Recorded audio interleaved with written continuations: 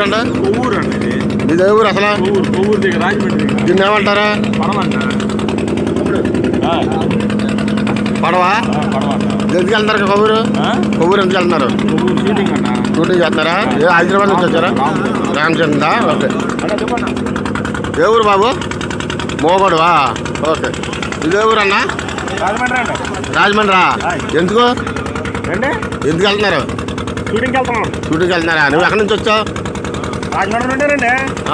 రాజమండ్రి పోతే అదే రాజమండ్రి నుంచి రాజమండ్రి షూటింగ్కి వెళ్తున్నావా? ఎవరు హీరో? హీరో ఎవరు?